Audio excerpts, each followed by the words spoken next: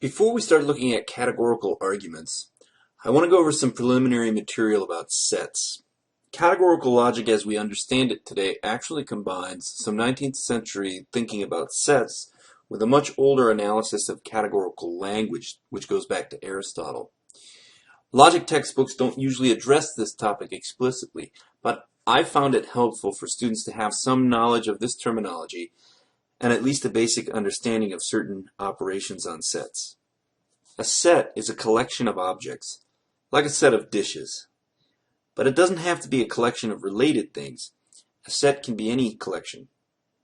The usual notation for listing members, also known as elements of sets, looks like this: a pair of curly brackets with a list of objects inside. Let's call this set A. And let's declare two more sets, B and C, containing the following objects. The set is not the list, it's the collection of actual objects listed. Also, the order in which the objects are listed doesn't matter, so these sets are identical. Several operations on sets are of interest to us. For one, the union of two sets, notated like this and pronounced A union B, is the combination of all the members of the first set with all the members of the second set. Remember, the order of the list doesn't matter. Also, there's no reason to write Donald Trump twice in listing B union C, because Trump is in both sets. It's only one object. All that matters is that it's listed. You should pause the video and take a second to verify the correct set members for yourself. It's also useful to define the intersection of two sets, denoted as follows: A intersection B. The intersection is the set containing all and only those objects that are members of both sets. Again, take a second to make sure you understand why this is the intersection. Now, consider the intersection of A and C. Well, you say, they have no elements in common. But in the systematic mathematics of set theory, the intersection of two sets is always defined, even if the sets have no members in common. So, A intersection C is still a set. It's a set that has no members. It's called the empty set, and notated, among other ways, as curly brackets without anything in between. Notice it's called the empty set, not an empty set. Sets are defined in terms of their members, so the empty set is unique. Sets with the same members are identical. They're the same set. The concept of difference between sets is also useful. A minus B, notated with a minus sign, just like with numbers, is the set of all members of A that are not in B. So start with the members of A, then remove any and all elements of B. You might ask, what about Donald Trump? Donald Trump has nothing to do with this. There's no removing something that's not already there. And you certainly shouldn't add him into A minus B just because he's in B.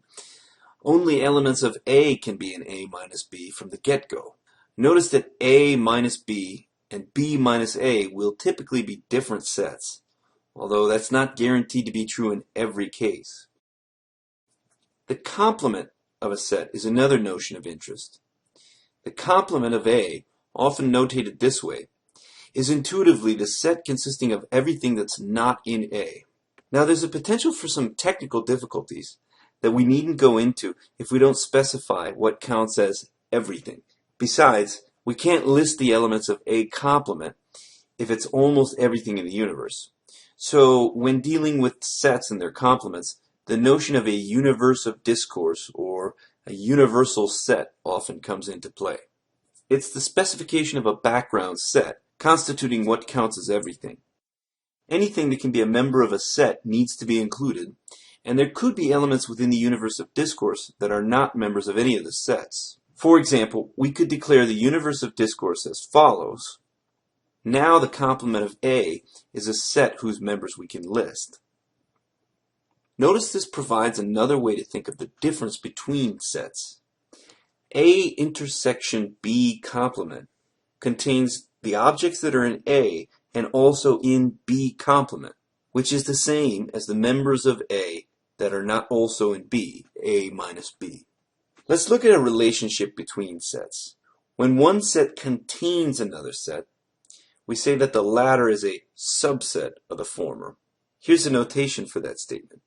The following definition of the subset relationship may seem obvious and simple, but it has some consequences that you might not notice at first. The definition of C being a subset of B is that anything that's an element of C is also an element of B. To put it another way, there is no element of C that is not also an element of B. Think carefully about the implications of that definition. Following this definition strictly, there are two more subsets of B that often get overlooked. Can you guess which ones I have in mind? B is a subset of B. Just apply the definition. There is no element of B that is not also an element of B. In fact, every set is automatically a subset of itself by virtue of this definition. And sometimes the term proper subset is introduced to distinguish between a situation like this and a situation in which one set is a subset of a second set, but the latter is not a subset of the former. Now, what's the other subset I had in mind? It's the empty set. The following statement may sound funny, but it's true. There is no element of the empty set that is not also an element of B. Also, we might say anything that is an element of the empty set is also an element of B. And this is true sort of by default because the empty set has no elements. Kind of strange, but we'll see how this relates to categorical logic later on in the unit.